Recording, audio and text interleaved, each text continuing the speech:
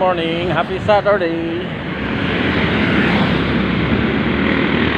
Ayan, maliwanag na mga katropa. Pagkita na si Haring Araw.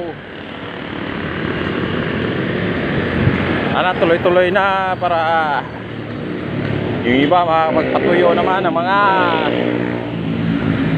labahin nila.